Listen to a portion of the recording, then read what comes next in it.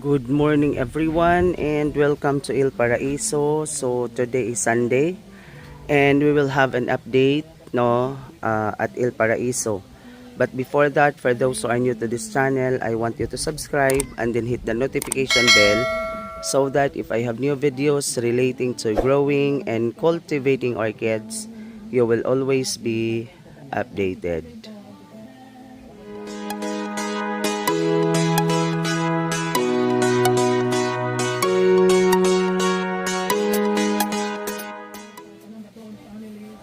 So this time, as what I have said, we will have an update. So dito sa garden, wala tayong nakita na mga blooms this time, but I am so happy to see them. They are very healthy and continue growing. Okay, so tingnan ninyo, yan po ang so tingnan ninyo yan, ito yung mga bagong lipat.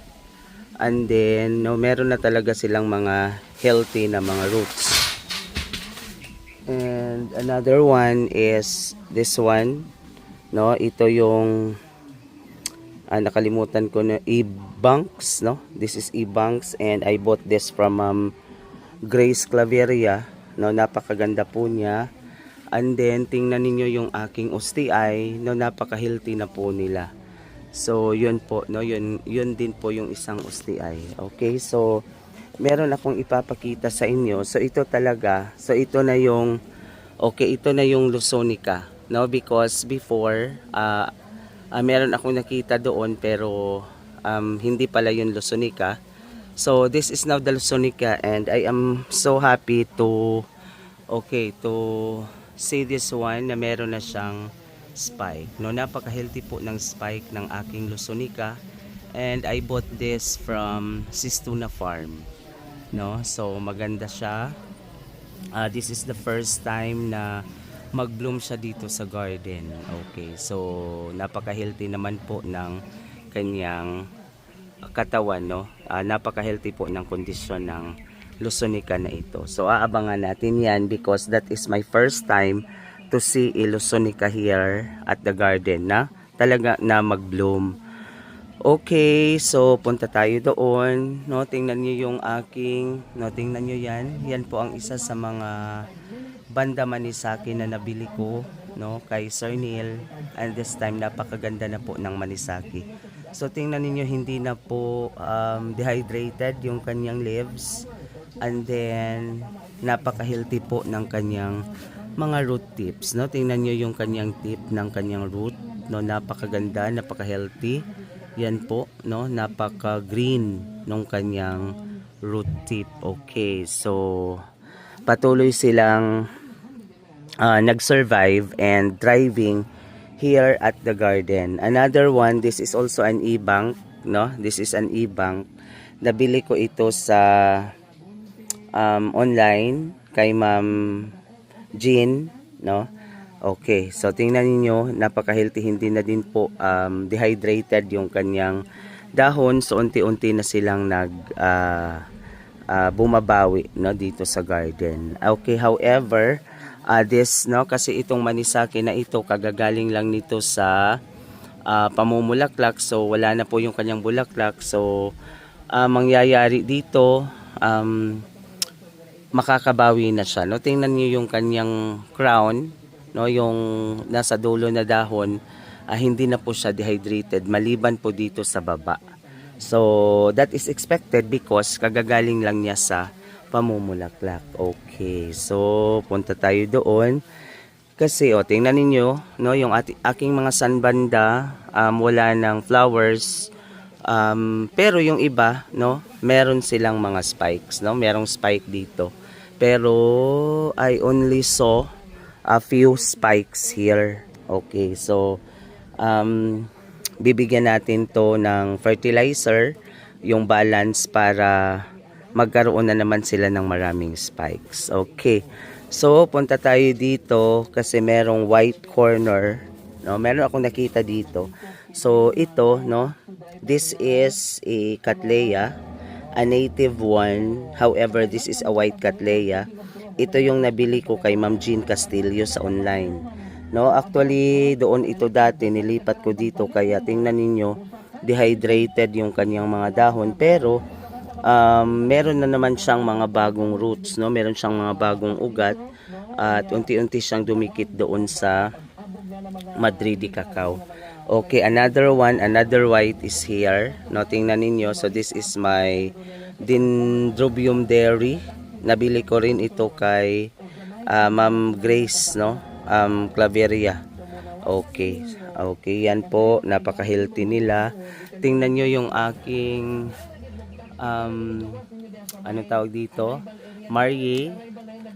Amazing talaga itong Marye na ito kasi wala pa pag nawala yung isang spike, no? Pag matapos siyang mag-bloom, another one will come out. Okay, so yan po.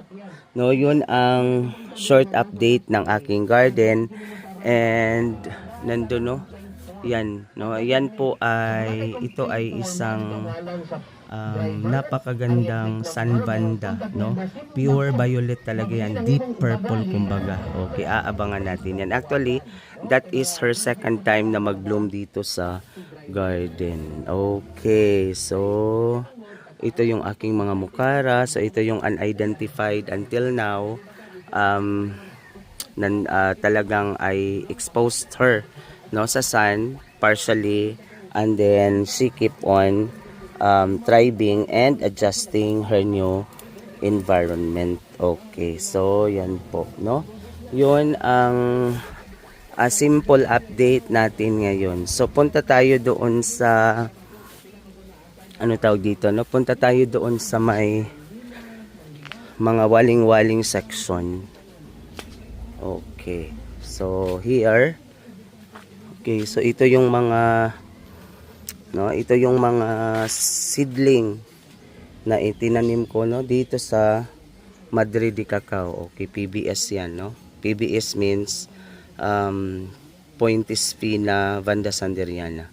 Okay, so yan, no? Ito, this section talagang, no? Tingnan nyo yan, no? Dumikit na yung kanyang ugat doon sa kahoy. So, yung iba, unti-unti na silang nag-survive, unti-unti na silang nag-adapt sa kanilang new environment. Ito, napakaganda kasi napakahaba ng kanyang ugat and then, yan. Okay, no? So, meron din ako dito, tingnan nyo, no?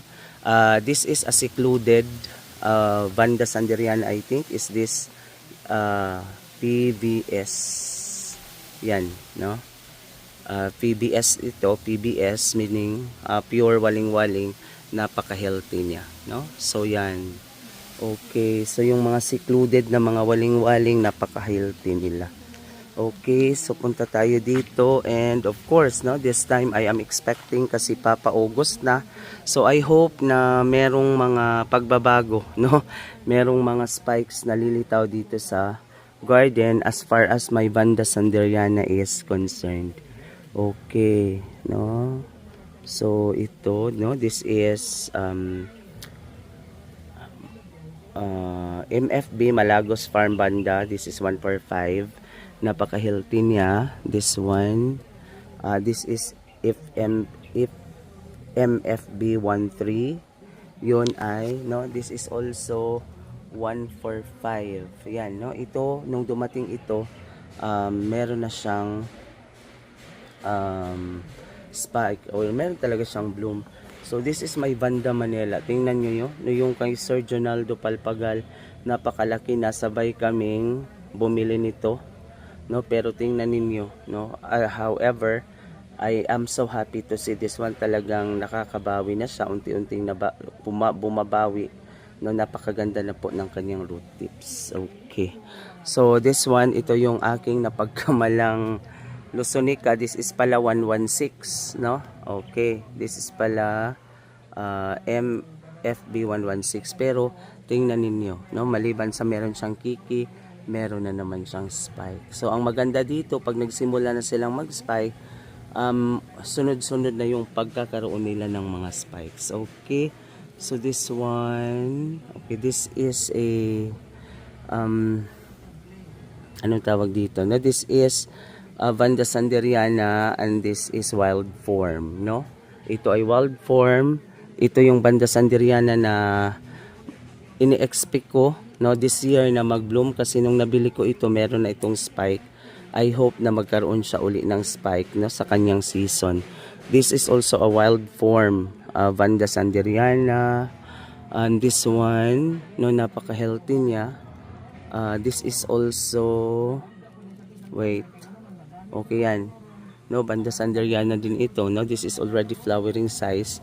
I hope that, no, tingnan nga natin kung meron siyang bukol. Wait, okay, oh, wala pa namang bukol. So na, magbubulaklak din yan sa tamang panahon. Okay, so however, meron talaga akong ini-expect dito na magkaroon sila ng mga spikes.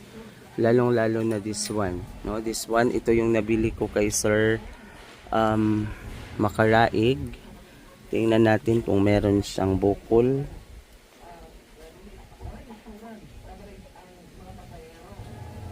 Okay, baka magkaroon lang siya ng surprise na bukol yan, no? Okay, yan po, no? Talagang napakalaki niya, napaka-healthy. No, tingnan ninyo, okay. Dito maliliit pa ito eh. These are seedlings, so we cannot expect this to bloom. Okay, so this one, ito yung another MFB 116, no? Vanda Ustii and Vanda Lusonica. Tingnan niyo, napaka-healthy ng kanyang. Okay, at saka hindi na po siya dehydrated, no? Okay, so ito yung short update. So dito, ito na yung mga junior size na aking PBS na nabili ko sa Sistuna Farm. Tingnan ninyo, napaka-healthy nila, no? Napakaganda ng kanilang mga naging tubo dito sa garden. Yan po, no? These are the junior size na nabili ko talaga. Yan, no? Napaka-healthy nila. So as an orchid grower, pag makita mo itong mga ganito, no? Kasi I bought this, this one is 700 pesos. Okay, no? Yung ganitong mga size na this one as well. So these are 700 pesos. So liliit pa nila. So aabangan natin, no? Aabangan natin na magkaroon sila ng flowers. So ito yung sabi, no? Ito yung sabi ni Sir ano, no? Meron siyang, o tingnan niyo, meron siyang ano tawag dito, no? Meron siyang bunga. And then sabi nila ito ay hybrid, no? I bought this 7,500, no? Pero so tingnan na lang natin. Kaya nga I am excited to see a flower of the authentic Vanda Sanderiana, so that I could be able to compare this, kasi meron talaga siyang, no? Meron siyang, pero hindi ewan, no?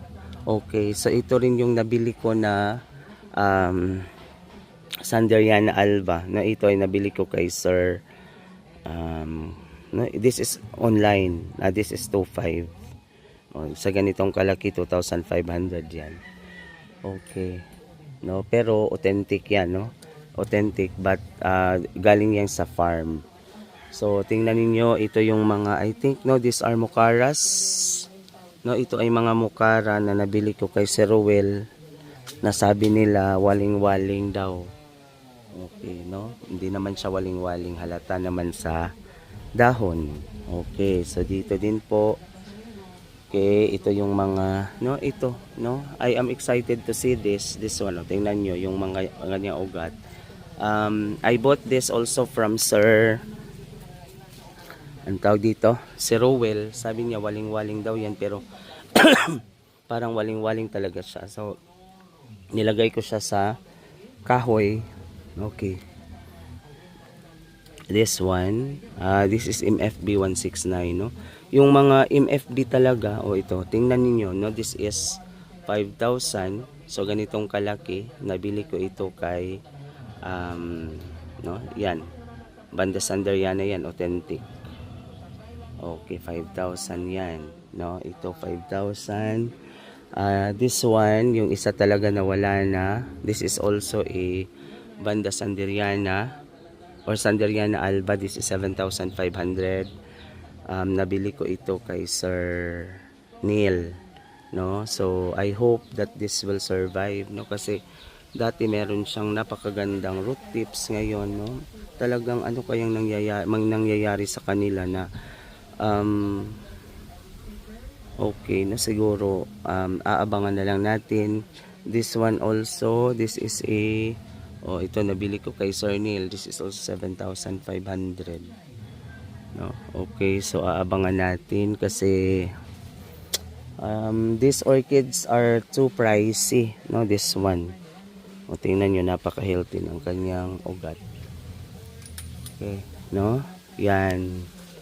Another one, yung akala kong mamatay na. This is also 5,000.